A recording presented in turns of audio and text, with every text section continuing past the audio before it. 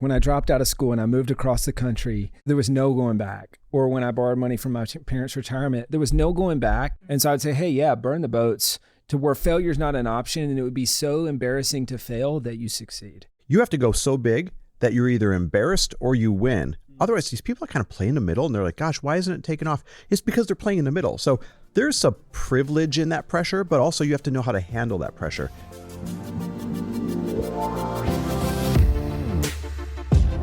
Welcome, everybody, to the Chris Harder Show, where we are making you unapologetic about your pursuit of success, knowing that when good people like you make good money, they can then do great things. My name is Chris Harder, and several times per week, I will bring you epic guests, solo episodes, and every single tool, trick, and skill set you need to grow your business, grow your money mindset, and to grow your wealth to levels that you have never reached before. I've ended up in a unique place in life where I've got the experience, the connections, and all of the secrets that it takes to be successful. And I'm lifting the curtain to reveal it all to you in an effort to help put you in a position of abundance so great that you can then be as generous as possible. So let's lock arms and let's get started. All right, guys. Well, welcome, Chandler, my buddy. Welcome. Love having you on the show. And you get 2 for 1 today. You are on the Chris Harder Show and the Earn Your Happy podcast. I almost said you the had Lori to think Harder about Show. that for a minute. Yeah. Are you renaming your podcast or something that we don't know you about? You guys, anything could happen at this point. That's all I'm saying. Ain't that the truth? Expect anything from me. Actually, that's a great segue into what we're going to talk about, because we're going to talk about building business. We're going to talk about publishing. We're going to talk about why people would want to write a book in order to build their business, and all of the ups and downs that goes into all of that stuff, because you've had a journey. We've had a journey. Wild. We're all really high performers. And I think people sometimes outside looking in say, oh, that looked easy to build such a big publishing company. Oh, that looked easy to build a supplement company. Oh, that looked easy to build fintech. And it's anything but that. And the bulk majority of our listeners are really ambitious entrepreneurs, whether it's a solopreneur, which is probably more than 50% of the audience, or whether it's somebody with a pretty good sized company. They are encountering the things that we once had to figure out. So let's start right there. Give us the scope of your publishing company, where it came from, and kind of the size of it today. Yeah, so we've published about 7,000 books over the last decade. 7,000. A lot of books. Wow. A lot of books. So we publish about 2 to 5 books a day. Nice. We've done 75 million, probably closer to 80 million in that time period. In revenue. Incredible. Yeah. So 8 figures a year, a few years in a row. And so we've just been scaling. But like you said, a lot of ups and downs. Yeah. It's not a highlight reel. There's always challenges. People hear the $70, $80 million and they're like, highlight reel. So give us a high level roller coaster. I'd be like, here was a win. Here was a challenge. Here was a win. Here was a challenge. Yeah. Oh my gosh. There's so many. So I would say, if you look back, dropped out of school, went in debt, started the business, had no runway. And what year was that? That was 2012. Okay. 2014 maybe. So go in massive debt, start the business, eventually hit 7 figures. My partner tries to kick me out of the business. Go multiple 6 figures in debt. Borrow money from my parents' retirement. Buy out my business partner. Now I'm finally making money. Then, I mean, there's so many. Then, okay, now we're moving a bunch of stuff in person. So there's a bunch of challenges with that. Yeah. Now I know it's what we need to do, kind of like we were talking about before then. Talk to me 6 months from now, talk to me a year from now. I know it's what we need to do, but it doesn't make it any easier in the interim. So we went from not having an office for 10 years to 18 months ago, we started the office, and now we've got 20 people in the office. That has caused chaos and people saying that's not for me and quitting and all that. But then you start to see it come together. And we're there. We're not out of the woods yet, but we're getting there, and it's been a wild ride. We have this in common. We borrowed money from my parents' retirement when we were in a low spot in 2008, 2009. Yeah. Thank God they had retirement. Right? The faith that parents must have to be like, hey, kids, here you go. Good luck. I mean, this is their retirement. There's no getting that back at that age. We weren't showing signs of delivering it back either. Yeah. It was just like, I don't know, want to bet on it? Yeah, exactly. What was that like for you? How'd you feel during that time? Pressure? Stressed. Oh my gosh. You can't lose your parents' retirement. No. There's no motivation like knowing your parents' retirement is on the line. We literally, I remember, you probably felt this way too, like every dime I spent, I started to feel like, number one, they were watching, which they had every right. Number two, I was just like, oh, I literally can't live this way. Feeling like I owe somebody this much money. And I think that was one of the biggest motivations that I've ever had and needed.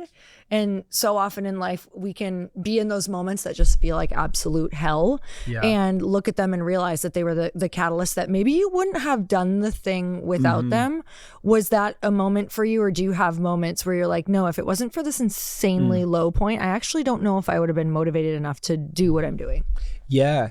I mean, I think it's important to burn the boats. Yeah. And go all in, but then you don't want to live there forever. No. Exactly to your point. So there were multiple times, like when I dropped out of school and I moved across the country, and so there was no going back. Or when I borrowed money from my parents' retirement, there was no going back. And I love it in some ways, and I think I had to do it. And in some ways, I would recommend it for most people, but a lot of people can't handle it. And so I'd say, hey, yeah, burn the boats to where failure's not an option, and it would be so embarrassing to fail that you succeed. Yes. And to your point, you can't live there. No. Because it's clarifying in a lot of ways. Like, okay, we got to make the cash register ring today. Yep. Yes. Because that loan is due. Yep. And I paid them back with interest. And that was really important to me because I don't want handouts. But it clarified, like, we got to make sales today. And I think in that, it was the biggest kind of almost like jumpstart to the car of the business. But I don't want to live there. And I try not to live there.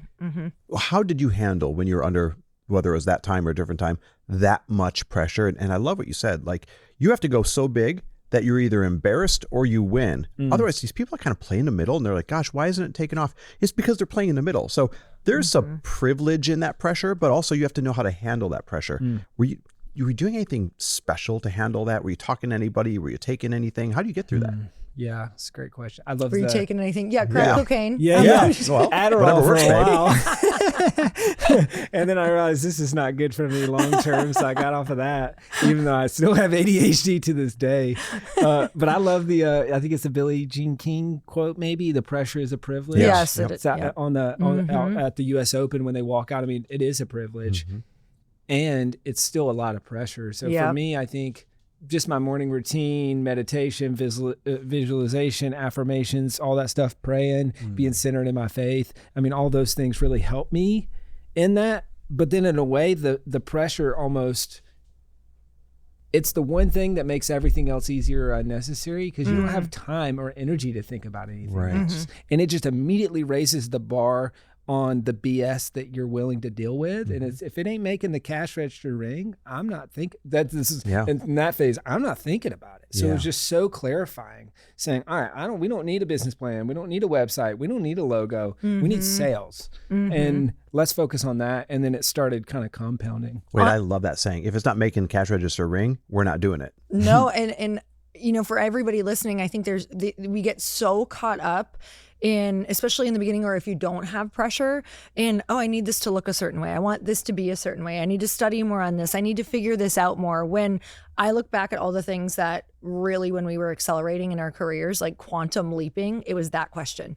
It was like, no, what brings money in right now? And I think the best entrepreneurs actually ask themselves that question every day. Like, am I in the thing that brings money in right now? And it's really easy to get out of that. So easy to get out of that. And that is going to just like you said, bring such massive clarity. So for your business, I would love a little breakdown, because you know that we're going to talk all about if you want to publish your book, which I think that you are just one of the best to go with. So we're going to talk about that in the second half here. But the first half, I would really love to know, like, how is your business set up to kind of make money, and how did you crack that code? How did you figure that out? So I think I talk about this on kind of like, I think when it comes to scaling to 8 figures, there's 5 pillars. Okay. And we call it the 8-figure profit bridge. So there's these 5 P's, or 5 kind of core components. First, you need paying customers, which that's where I think a lot of people go wrong. They start with a business plan, or they start with a website or a logo, and they don't have customers. And if you don't have customers, you don't have a business. You have a business idea. Yep. And so it starts with paying customers, then it moves to product market fit. And I think for us, that was the key to get to, you can get to 6 figures, maybe even 7 figures without product market fit, which is good marketing or good sales or kind of muscling it. Lots of hype. Yeah. But then how do you sustainably do that? You got to have product market fit. I think a lot of people get confused around that because it's kind of a very ethereal concept. But the way I like to simplify it is, when you explain people in 30 seconds what you do, the person that you help, the pain that you solve, and the promise, person, pain, promise, price. Like when you talk through those four things, do they say, yes, hold on, where's my credit card? Yep. Can I pay you for that? Or do they say, that sounds really interesting. Yeah. And they don't want to be a customer. And so product market fit, then it's profit. So if you're doing those things, and then we reached 7 figures early on, and I realized I'm broke and I'm running a 7-figure business. Interesting. How's this work? And because we had no profit, we had no margin. And that's where I think a lot of people don't realize. They think, if I can just run a 7-figure business, I'm going to be a millionaire. Yep. A lot of 7-figure businesses, you're lucky if it even makes 6 figures. So you're lucky if you make what you could make in a high paying job, right? So then we got to get real serious about getting profitable. Then it's people and process. So how do we hire and develop the best team possible? And then how do we create process so that it's scalable and so that it doesn't depend on me? So I don't know if that's a direct answer to your question as much as it is, that's kind of the core elements that I like to think about, to say, how do we build this machine that runs without me? Because I feel like in some ways we've come from maybe slightly different angles on this, where I suck at a lot of the things that you guys are great at. Social media, personal brand, all of that stuff. And so I just kind of built the business, and now I'm adding on the personal brand. Whereas I feel like a lot of people in our space start with a personal brand and then build on the business. But I remember being in Kelowna with you when we were visiting Dan and Renee Martel. Yeah. And you had no social media platform at the time. There was a guy impersonating you, remember? Right. We were messing with him, but you actually didn't have any. So you've done real well since then. Your impersonator had better social media. You should have just given him the job. Yeah, like, No you know kidding. what? Could I actually hire you? It was so great. I wish people could, we're messing with this guy who's pretending to be you and texting back and forth with him as he's trying to sell us a book, but you're sitting right there. It was wild. Oh, it was wild. that was the trip that sparked me to get in Instagram, by the way. So thank you guys. Okay, great. Glad we could help. I want to go back to the third P, the profit. How did you realize, other than checking a bank account and seeing no money, how did you systemically realize, wait, we are not profitable, and how did you fix that? Because the number of people that brag about top line and their goals to have a 7-8 figure business, but they don't have a pot to piss in, is more than half the listeners. Yeah. I mean, they're all lying about their numbers. I think that's important that people realize. Oh, yeah. Thank you for saying that. Because then people feel bad, like, why can't I hit it? Oh, yeah. The majority of people that I know that people look up to and brag about their business, I actually know their business, and it sucks, you know? We've had straight up things that we have done that we have vocally said, hey, that big event we did that looked so fancy and people loved it, like, was not making us money. Ass. It cost us money, and now we closed it down. So Yes. Yeah. it's very real. I mean, and so I think that's a good starting point, right? For people watching or listening to this, to just realize everyone's lying about their numbers. It's fake or exaggerated numbers. So they do one $83,000 sales month and call themselves a 7-figure business. By the way, it's sales, not cash collected. And they might not ever collect any of that cash. So I think you guys know that. We know that, being behind the scenes of the industry. But just knowing that, so we from the start have said, we always talk about the most conservative numbers possible. And everything that I speak in is net. So if I talk about revenue, it's net revenue. Yeah. It's revenue after returns. Because if they returned, they might as well not exist. Yep. Even worse than not existing, they're a negative drag because you're paying the merchant fees and all that stuff. And so anyways, that's just kind of maybe more philosophy on, or maybe more of a bone to pick with the industry. But how do we know if we are profitable? So getting a good bookkeeper and accountant and actually starting to look at the numbers, and then you realize, whoa, this business is broken. I'll never forget having a conversation with my financial person, and we were a very launch-based business at the time. So we'd have massive spikes and then huge troughs. And I remember looking at the books over the last 6 months, and there was one big launch and then all these months of nothing. And we lost money for 5 or 6 months in a row. And it was when I was buying out my business partner. And so I just remember looking at the finance person and saying, you mean to tell me if I would have done anything besides try to run this business for the last 5 months, I would have more money? He's like, yes, that's exactly what I'm saying. If you did nothing, you would be better off than running this business for the last 5 months. I'm God. like, oh, I've had those businesses. Oh, yeah. Yep. Where No, I'm like, you realize if I shut this down, I'd have more personal money, right? Oh, yeah. But that's the financial reality, right? And then there's, to answer your question, what do you do about it? So I'll never forget going to Keith Cunningham's 4-day MBA. And he just starts the conference. He says, let's pretend we're running an egg business and let's run the books. How much money are we making? And he, for 4 days, goes through this whole thing. And at the end of that 4 days, he says, all right, here's this whole event summarized on 1 page. Go implement this page in your business. Wow. And it was crazy. And we literally took that 1 page and we just went after it. And that page added probably, I want to say it was like $750,000 in profit over the next year. Wow. Because we just started attacking it. And it's all the non-sexy stuff that no one wants to hear, no one wants to talk about. We looked at our expenses and we said, let's go renegotiate every vendor. Because we have scaled and they keep charging us the same price. Same price as the low. Accounts payable, accounts receivable. Let's push out all our payables. Let's pull in all our receivables. Hold up. Now we got $250,000 extra in cash every month just by doing that. So it was all the non-sexy stuff to just kind of chop away at that. And then the business started getting way more It's funny. People don't realize, like, you have to manage cash flow as much as you have to manage profitability. Totally. I've got an assistant, and for one of my companies, he pays the bills. And he's always paying them early and rushing to pay. And I said, I go, why are you doing that? And he's like, well, I want to get it out of the way. I want to get it. I go, that's not how you run a business. Yeah. When you run a business, you keep as much cash as possible on hand so you can reinvest it in other things. You pay the minimum, you negotiate minimums, you do all those things. Yes. You don't rush to give away your capital. And most people don't realize that until they have that very It's not how we're aha raised. moment. We're not Totally- because you're raised pretty like, totally oh, pay your different. bills early and you're a Counterintuitive. good boy. You know what I mean? Yeah. And it's totally different in business. And that's interesting, right? It's because I'm thinking about the same thing in my business. How do I retrain my staff to realize accounts receivable and people paying us is the number 1, number 2, and number 3 thing we should be focusing on. Yep. And accounts payable, yeah, of course, we pay our stuff, we pay it on time, but you don't wake up and show up to work saying, What else can I accounts pay? payable. Yeah. It's like the most important thing. Get it out, get rid of it. It's like, no. And I think is interesting. It's only that type of mentality is only born when your back's against the wall. Yeah. When you borrow from your parents' Yep. retirement and when you have to face that daily and say, okay, hold up. How do we make sure that there's cash in this business? And that's where I love the Keith Cunningham quote. He says, revenue is vanity, profit is sanity, cash is king. Love that. And just breaking down that all 3 of those things are very different. And you could be profitable but not have cash. If you don't have cash, you're out of business. Yep. The bank don't care about your accounts receivable. No. Nope. Yeah. They care A predatory about... lender will. Yeah, yeah, They'll lend you on exactly. that all day long. Yeah, 40% for 3 months. Yeah. yeah. MCAs or whatever the hell they are. Yeah, exactly. I want to talk about, you said you went from a launch-based business, which is, thrive or dive.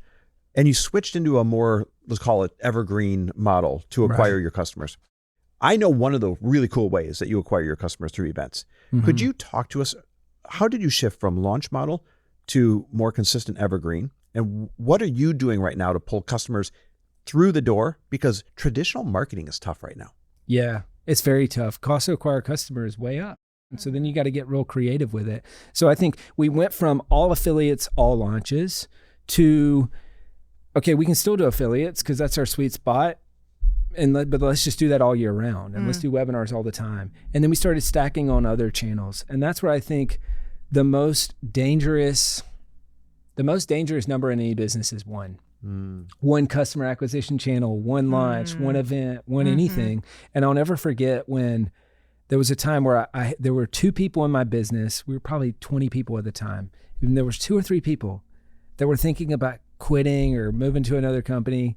And I remember looking up and realizing those 2 people are 60% of my revenue. Yeah. And if they insane. leave, I am totally screwed. Yeah. And I said, I will never let this happen ever again. And so then I just started reverse engineering everything to how do we have multiple customer acquisition channels at all time so that if Zuck changes the algorithm or whatever else, we're not screwed. And then how do I make sure that I'm not key man dependent in the business? And so we started building out other channels. We built organic SEO content, which became a multi-million-dollar a year kind of digital real estate play for us, where I looked at the real estate market and I said, well, everybody's talking about having cash flow from their real estate. Meanwhile, there's digital real estate, which is ranking on search engines. And if I could just acquire sites that are ranking for the key terms that we're anything about I'm writing a book, well, then that's going to pay me rent every month as long as it ranks. Yeah. And so then we started going out and acquiring sites and building up our own content. So we did that. We to your point on the events, we'll do maybe 60 to 80 events this year, and that'll be, roughly $6 to $8 million of our revenue. And so we built out a speaking team. And so a lot of just, I don't know, for better or worse, I think the way that I think is, how do I make this sucker not dependent on me? And how do I create process for everything so that I don't have to be the dancing monkey doing the thing? Yeah. So then I started speaking. And then the first year we did $1 million from speaking. And I said, all right, well, this is fun, but I spoke 24 times this year. Yeah. I don't want to keep doing that. How do I then build out a speaking team? So then we did that. And so it's just kind of me being almost the proof of concept, then building the process, then training the team on it, and then going on to the next To the extent that you're comfortable, I want to clarify what you mean by building a speaking team and speaking at events. People that hear that probably think, oh, he has an arm where he gets paid to speak. That's not what you mean at all. You're actually paying to sponsor an event, to get on stage, and driving them to a booth that you have in the back. Do I kind of have that right? Yeah, exactly. So explain that model a little bit and why it's working so well. Yeah. So there's a video on our my Chandler Bolt YouTube channel that people can watch if they want to. It's called the $30 million Business Development Blueprint. We break down this whole model. High level, it is me and 5 to 7 speakers. We go speak. A lot of times they're either free gigs or we're paying to be there. Most of the time it's the team. For the big events, it's me. And then, I would put our speakers up against anybody. We come in, we rock it, and they speak. It's not just this sales pitch or this, just robot sponsorship you're giving thing. value. We give a ton of value. And that's where I think people misunderstand this model. They think that we're pitching from stage. So they think like old school, run to the back of the room with your credit card. This kind of thing. It's not that at all. Event organizers love us because we deliver value. At the end of the event or at the end of the talk, in 2 to 5 minutes, we'll just say, hey, how many of you writing a book is on the next year or someday list? Perfect. We brought, I spoke 2 days ago in Arkansas. There was 500 or 600 people in the room. And I said, hey, we brought 200 copies of this book.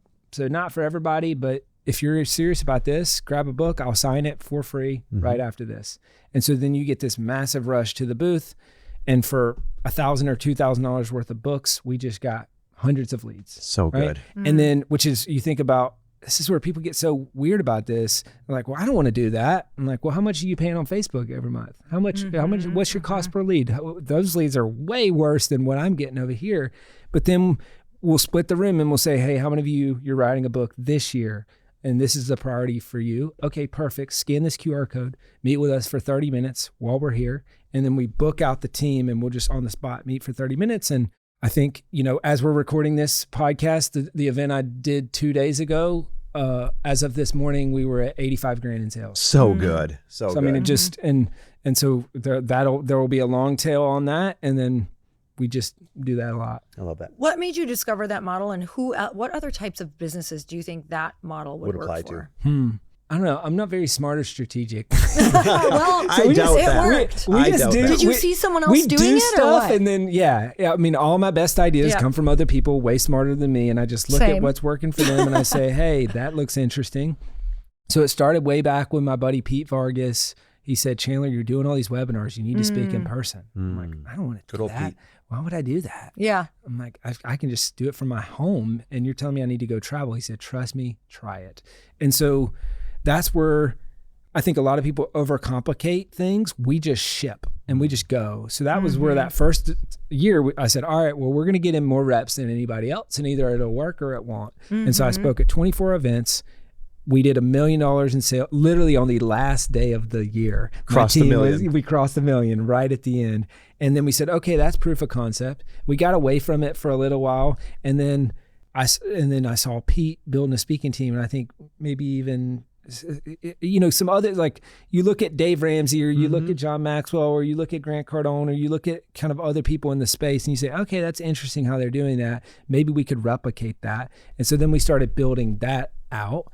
And I don't know, we just execute and operationalize stuff, I think, a lot better than most people, but it's never this big thought out thing. It's just let's implement. And so then I said, all right, well, who in our team would be good for this? Oh, our coaches and our sales reps, because they're already doing this stuff just one-on-one. So then we built out this whole internal kind of speaking training program where we said, all right, well, if you're a good sales rep, well, then we'll give you a small webinar. And if you do that well, we'll give you a small local event and maybe an affiliate webinar. And then we'll put you on stage with 100 people. And then before we knew it, my team was speaking at bigger events than I was. Yeah. Great. They didn't really, I'm like, hold up, you're speaking to 1,500 people? I've never done that. Yeah.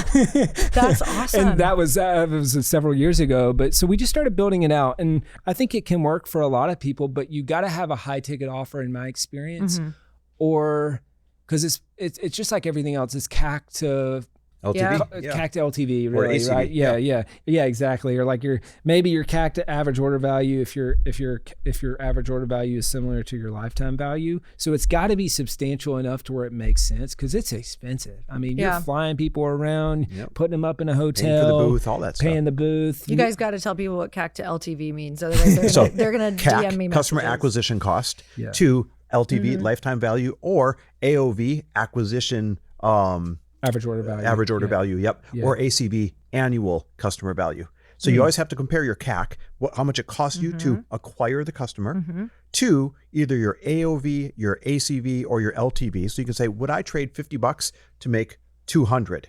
And if the answer is yes, then it's a green light. If it's, would I pay $50 CAC to make 40?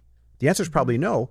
Unless it's 40 every single month. Right. Then maybe it's yes. So knowing those metrics will change everything about your business. Well, I would just even go a step further, and I would say they're the most important metrics in any business, and it's the fundamentals of business. It's the most important math. And so I think maybe just for people watching or listening to this, let's do an exercise. Let's say that you've got $100,000 this month to acquire customers for your business. That's your marketing budget. So then this is what I tell my head of marketing and my team as well, is that, okay, that $100,000, that's not a marketing expense, that's a marketing investment. Now you can spend that however you want to acquire the most customers at the cheapest cost to acquire a customer possible. And you always, in my opinion, you always got to be looking at that spend and say, almost like you're an investor on Wall Street. Okay, the market's shifting. How do I better allocate that budget? And so for a while, it was organic SEO, and still is to some extent, because that was basically zero CAC. And I mean, that was just printing money. Now AI is starting to eat some of those SERPs. So we say, okay, or search engine results. So we say, okay, maybe we need to invest a little bit different, but we look at kind of the two most important metrics under there are what is the lowest CAC and the highest scale. Because, let's say this thing over here is zero CAC, but there's no scale. Like I can't spend money and make it grow. It's more earned media instead of paid media. Well then I probably need to lean into more of the paid media. So I think we're at a crossroads a little bit now where we know that we can cut the checks and we know that we can get 4-to-1 or 5-to-1 or whatever, but it is a little bit of hamster wheel revenue. And so we're saying, okay, some of that, even that is like a portfolio where we're going to go to 60 to 80 events. 10 to 20 of them are totally going to bomb. We're going to lose money. 10 to 20 of them are going to be 10Xers, 20Xers. I mean, just massive wins. And then you got somewhere in the middle. So how do you constantly reevaluate, prune the losers, double down on the winners, but then also look at that into comparison to what I think you guys have done really well, which is all the social media stuff, where at low scale, it's really high CAC, but at the scale that you guys are at, it's very low CAC and it's very scalable. You can build a media team around it. You can, that's what fake Chandler Bolt was doing. That guy had zero fulfillment costs. He would just sell a customer as you and not deliver. Actually deliver. That was the best. You said something I hope people grabbed onto. You speak up there and you say, how many people want to write a book over the next year? I've got only a couple hundred copies of these at the back. If you're interested, you can scan this QR code, go back and claim your book, right? So the book is a tool in many ways, and this is how we're going to segue into why people should write. A book is a tool in many ways to be able to help your business. One, it's a tangible opt-in. Yeah. Come back to the booth and get a book, or free plus shipping, or when you go speak somewhere, you get to hand them out so that now this is on their nightstand for the next year, right? And they think of you whenever they need you. But also, it's a way to edify yourself. I remember when the blue check mark was a big thing. Yeah. Well, shit, now people can buy their damn blue check mark. So what's the next edification? I think books, and a good book is the blue check mark. Like, have you been good enough to publish a book, even if you self-publish it? Is it good enough to sell a decent number of copies? Yeah. I mean, it's the root word of authority is author. Yeah. You want to become an authority in the mind of your prospects and customers? Well, you do when they find out you're an author. And so that's where I think in an age of AI and an age of just mass content that's very thin and wide, books are still standing out, and you can go deep with your prospects or with your people in your audience. And we did this whole case study the other day on 8-figure book launches, and you start looking around and you see Dan Martell, Alex Hormozi, Cody Sanchez, Amy Porterfield. So, I mean, you could keep going. 8-figure book launches. Well, how'd they do it? And so we just kind of broke down all but I say that because I think a lot of times people think, oh, I'm doing this social media thing. That's new media. This is an old medium. Well, the old medium has become the mechanism for all of the biggest creators to go a level deeper with trust and in a way that grows the business. So that's where we're always thinking, hey, how do we reverse engineer this to bring in customers? Because if it doesn't bring in customers, well, then it's just a side quest. Yeah. So. Why do you think people should write a book now, and who? Like, really, let's talk about, if we're going to do this, if somebody's listening and they're like, oh, I think I have a book in me, like, how should we really maximize it? Who should be ready with And it? I'm going to add to that, who should and who shouldn't. Yeah. There's a lot of people that shouldn't. I agree. You give me a category, I'll tell you who shouldn't be in that category. Yes. But I think the people who should are, one, we have a bunch of folks who say, hey, I have this life experience. I want to write this book. It has nothing to do with my business. But if my kids and my grandkids read it and it's part of my legacy, it's on this earth, that'll be worth it to me. That's great. We help a ton of people do that. But then there's the other bucket, which is people who want to grow their business. And I think it's, the way I think about it is, what other thing could you spend a few, let's call it a couple hundred or a few hundred hours on, which is a big time commitment, right? But then you have a marketing asset that exists forever. Yeah. Like, there's a lot of things I've spent hundreds of hours on that are just fleeting, and that it happened 3 years ago and I'm not making any money from that. It's done. But a book, you do that once, and if you leverage it correctly, it can explode the business. And so I think if you're a knowledge-based business, you've got a coaching, information business, social media presence, or some sort of business where you're paid for expertise and that expertise is what makes you money, well, then package that expertise into a book and then use that book on the front end of the business. But you got to be very strategic about it. Otherwise, it probably won't do much. But if you do it strategically, it can be one of the best things you ever do to grow your business. So how would somebody who has a business right now who's like, okay, I feel like I'm a fit, how would they start to decide which topic they should really hone in on for their business so it's a match? A lot of times we find people are in one of three buckets. They don't know what they would write about, they have an idea, or they have too many ideas. So if they're not sure what they want to write about, I always say, what are the broken record conversations that you keep having that you're tired of talking about? You feel more like a parrot than a CEO because you're just talking about the same thing over and over again. Well, that's typically where the good ideas are. Or maybe it's the thing that people, when you talk about that topic, or when people experience that thing, they pick up the phone and they say, I got to do business with you. And so that's a really great place to start. But then if you got too many ideas, the way I like to narrow it down is, which one can you finish the fastest and are you most likely to finish? And it's probably the thing that you're tired of talking about and you're on to some new thing. That's a lot of times what we see is like, oh yeah. I could write that, but I'm really excited about this new thing. And so I just tell people, well, before you move on to the new thing, just take a little bit longer, crystallize all that, because you could write it in your sleep and then put it into your business, and then it'll be an on-ramp for the business. So when I talked about those 4 Ps earlier of person, pain, promise, price, I think you need to get really clear on that for your book. You clearly need to get clear on that in your business, but then you need to make sure that those two match. Because if you just write a book that you're passionate about that has nothing to do with your business, well then the book could do really well and it's not going to make the cash register ring. So the better that gets aligned, the more revenue actually comes in from the book itself. So how do we start to write the book, like you said, in a short amount of time?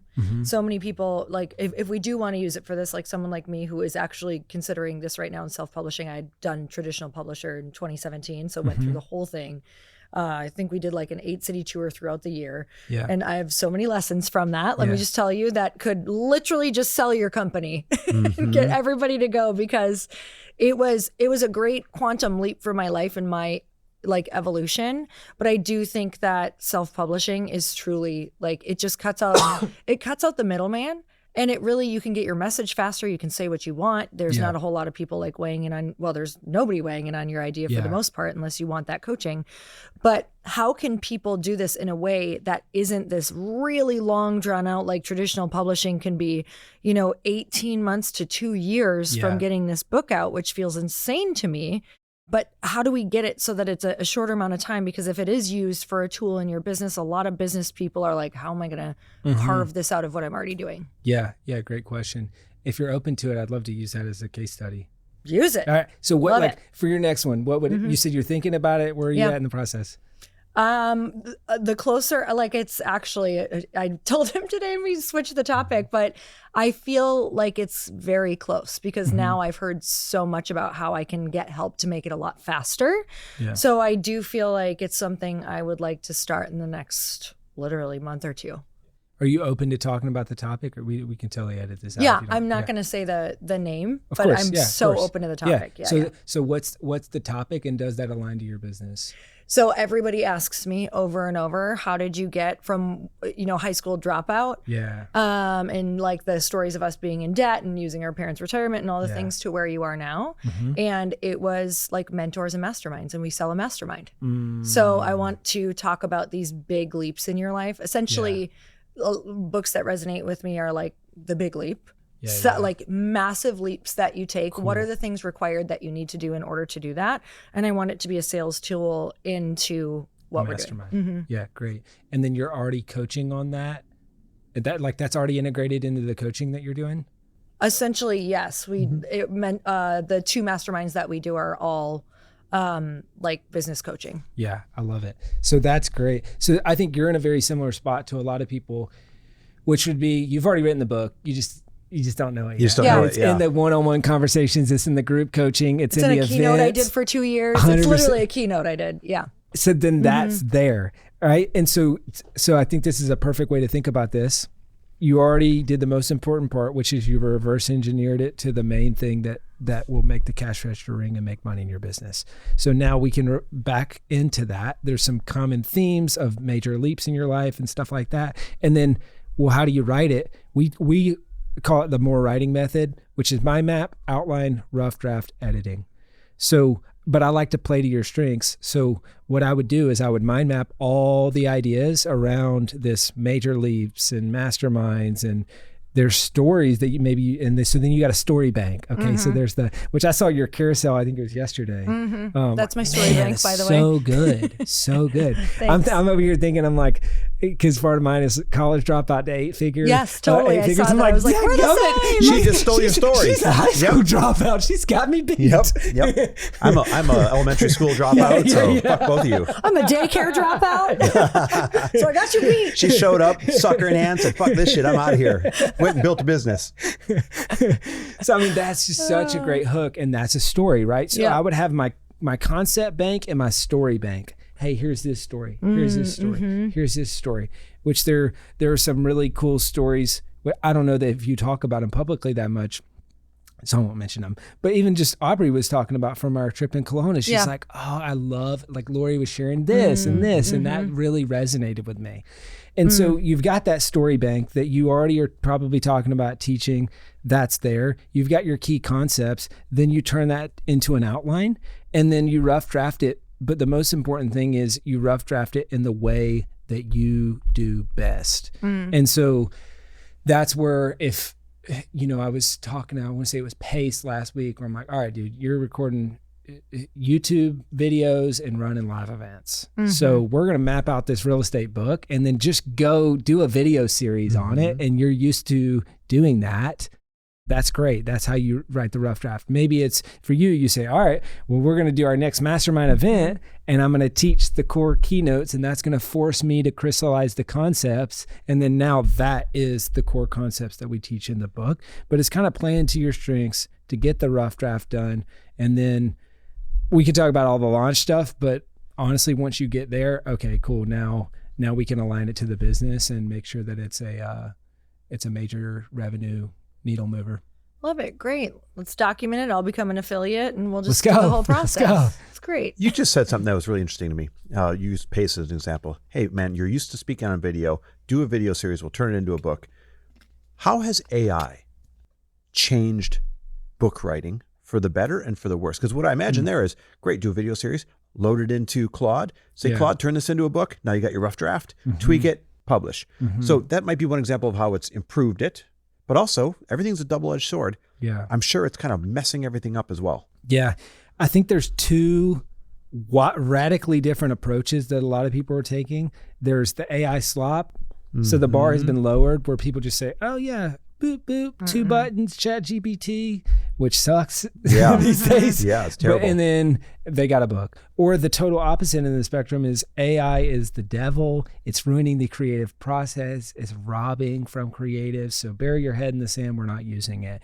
We've decided to take the total opposite approach to basically everyone else. And we just say, hey, how do we zig when other people are zagging? Which is combining the best of both worlds. So we've got New York Times bestselling ghostwriters on staff. We've got really incredible coaches. And our thing is we're really good at the human component and the strategy component. So how do we combine that with AI to write better books faster, to market them better, and use it to level up the quality of the book versus just shipping something crappy quickly? Yeah. And then even just tying this back into your book, I would say, okay, there's probably a lot of things as part of that are 70% baked concepts that you can use AI to then crystallize into memorable frameworks. Totally. That is exactly where I struggled. It's like I have the story in the lesson. Right. And for me, frameworks has always been like my arch nemesis. My brain just does not work Same. that way. I'm content, not the frame.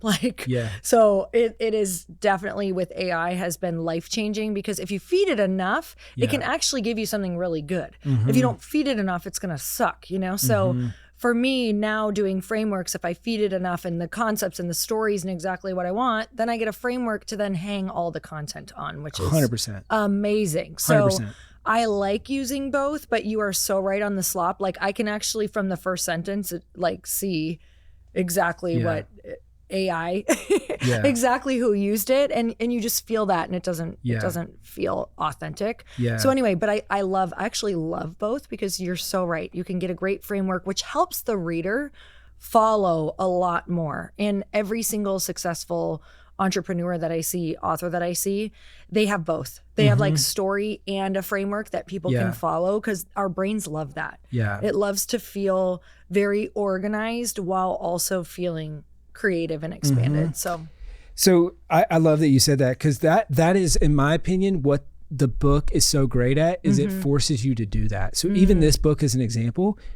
I wrote this book when we had already been teaching this stuff for 5 to 7 years or something like that. And there was a bunch of things that were 80% there, but they were not memorable. The more writing method, all that stuff. And so it forces you to create the frameworks. And then now we use the book in onboarding employees, onboarding customers, teaching at the top of the funnel, helping with sales. You're all speaking the same language. Became your now. SOPs. Yeah, they became all the SOPs. And then that's where AI, I think, can make it even more powerful because you map out all that stuff and then you say, okay, create a framework on this. And I mean, just kind of riffing as you were saying that, I got me thinking, I'm like, okay, let's say you have these core stories and things that you teach and you can prompt it to either create a framework around this, or you might say, all right, well, this is the harder way to scale a business, and harder is an acronym and it's you hate feedback, you blah, blah, blah, or whatever. And this is the Lori method. I'm just totally making that up. Yeah. But something like that is like, oh, the Lori method is you learn from people, you get around others in the form of a mastermind, you whatever. And wait, I like this L. Now all of a sudden, like now all of a sudden, like I am like you, I don't naturally think that way. No. But if I'm prompting with AI, I'm saying, okay, this is the stuff I already teach. Yep. Just make it into a memorable acronym. Well, then now all of a sudden it becomes a way more powerful teaching framework that your customers repeat, that you can use for content clusters, all that stuff. I have noticed like recently, because I've really been using AI, but I have noticed people being more interested in things converting a little bit better on social, actually quite a bit better, since taking these concepts that I used to just throw out there, stories that I would tell over and over, same story, but I'd tell it 7 different ways every single time because you don't have a framework. And so when I'm looking at the Amy Porterfields, the Jenna Kutchers, like they create frameworks from the start. So whatever they're going to talk about, it's like always a system and a framework. And so, you know, they're so successful because people can regurgitate it back, tell you exactly what it is. Goes back to exactly what you were saying in the beginning of, do I know what it is? Is it something that I need? Is it at a good price point? And then hand over the wallet. Yeah. When you might have great stories, great concepts, you know, this has truly been me for years. Like I can have great things get inside of our masterminds and it's going to literally rock your world, blow your mind. I think we're some of the best at it. But if I can't get the message in frameworks for people from the beginning, they're never going to experience what's going to happen on the other end. So I love a book and this idea for anyone who's even feeling like they don't have their business wrapped up into a nice package yet, because it is the one thing that forces you to do it. If you're like, okay, I'm going to create this whole book around all of the systems that I do in the business, it makes you name it. Yeah. It makes you realize if it's like easy for people to understand, puts it all in one place. Now, when you go to a keynote, you're done. Like you're good, you're done. You already have it in the book. When you go and teach on a webinar, you're good, you're done. You have it in a book. Like I don't think people realize how much easier it makes your life when you put in the 100 hours to take a literal quantum leap to move into something else. I agree. And I think even when you look at, like, if you look at my table of contents, which this is what's going to happen for your book, right? These are all blog posts, YouTube videos, carousels. I mean, it's you've done all the hard work for your next year of content, or you can reverse engineer that. And you might say, oh, okay, well, I'm doing this big leap book. Well, over the next 6 months, let me just carve out my outline and do the social media posts, do the YouTube videos and reverse engineer it that way. But it forces you to crystallize it like we talked about. And then I think kind of altruistically, it helps you help people at scale. We always talk about leveraged impact, which is what I call it, which is basically you do work once, you create the book goes on to impact thousands, tens of thousands, maybe even millions of people. And it's the people who can't even afford to work with you. Because to your point, and now and a lot of people who can, but to your point, you've got all these great things, but they're behind a paywall where people don't experience it until they pay you and join your mastermind. And this is the bridge to that. And it's the thing that you can confidently say, hey, if you can pay $15 for my book, I can help you. And I don't feel bad telling you to do that, because even if you can't afford to work with me, that's all my best stuff. And then your best people read that and they say, oh, shoot, that's what's behind this paywall is even better than this. Well, then I'm in. That's great. The thing I want to start to wrap on is this. Everyone understands you have to write the book, right? A couple hundred hours goes into that, whatever. Most people don't think, how am I going to launch the book? Exactly. And I want to connect the dots too. In the beginning, we were joking that you didn't have any social media and you just started it. Yet you just had an 8-figure book launch of your book, which is massive. That's insane. How did you do that? What are the key components to having a good book launch, even if you're not a big social media influencer? How can you make that launch successful? Great question. So for me, it's not about the launch week. It's about the launch year and beyond. And so we talk about kind of the difference between a Toyota Camry launch and the Lamborghini launch. It's just funny, you guys got to experience my first time ever in driving an supercars. exotic, That was some of my favorite parts. Like, you're like, what is going on? They're like, which one you want, Chandler? I'm like, they stuck you in a McLaren to begin with, and not just any old like, McLaren. Which one can I drive? How does this work? No, a McLaren 760, and you're just like, what do I do? Yeah, and I didn't even know what these cars are. So my buddies are texting me. They're like, dude. And Dan's like, which one do you want? I'm like, the blue one? He's like, you mean the McLaren? But that's the way I think a lot of people think about their books, is they think about it like a supercar. It's fast, it's sexy, but it's gone in a flash. Yeah. Like it's shoo, and then they stop talking about it. But then where I want to do instead is I want to create a Toyota Camry that just keeps going and going and going and going. So that's when I thought about this book, is I said, all right, well, the launch week, the launch month, that's cool. How do we do 6 figures, maybe 7 figures from the launch? Which, let's say, what's the price point of the mastermind? $7,500. Yeah, about $7,500. $7,500. So let's say, okay, if we want to do 6 figures, well, then we need to do, let's round up to 10K just for easy math. We need to bring in 10 clients for the mastermind from the book launch. So then let's reverse engineer that. Then how do we get to 7 figures? But then more importantly, how do we make it a core pillar in the business? And so with this book, I just said, let's integrate it into every funnel that we have, into all the speaking gigs that we do, so that it just keeps bringing in revenue. And specifically what we teach people is how do you use it to get more leads, more sales, more referrals. So more leads, this brings in a few hundred to a couple thousand leads a month. A bunch of those turn into customers. More sales, we integrate it into every sales process that we have. So webinars. Hey, if you register and show up and stay to the end, we'll give you a copy of the book. Now all of our costs go down on the front end. Our pull through goes up. Referrals.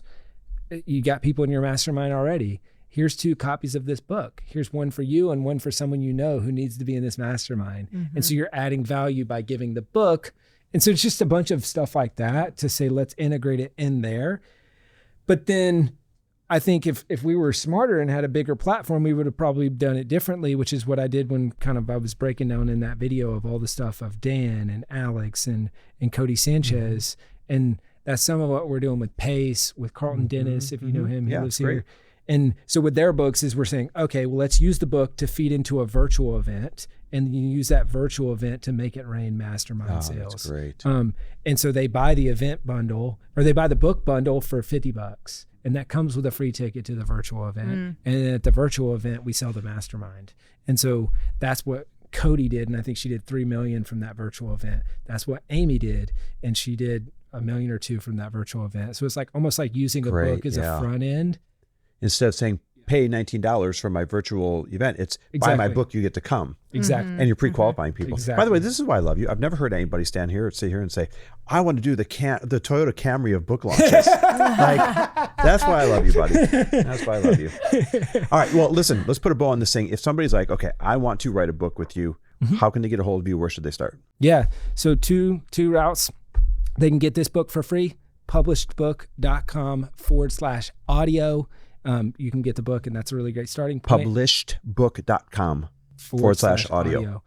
Or we created a link for you guys, selfpublishing.com/harder, and they can book a call with my team. Awesome. Chat, and we'll map out a plan. Selfpublishing.com/harder. Yes, sir. Come do it with me. Yeah, exactly. Yeah, right alongside of Lori. Maybe you should do a whole write your book with me. Really, I should. Seriously, that'd be a cool campaign. This inspired me. We'll sell a bunch of books. Great. You can kind of do how much did you write? Like, all How right. much should I write? How much should I make? That'd be great. That'd be actually awesome. Let's go. All right. Well, listen, I love that you took the time to come here and not just talk about books, but talk about business, because you built a spectacular business. I mean, a really great fucking business.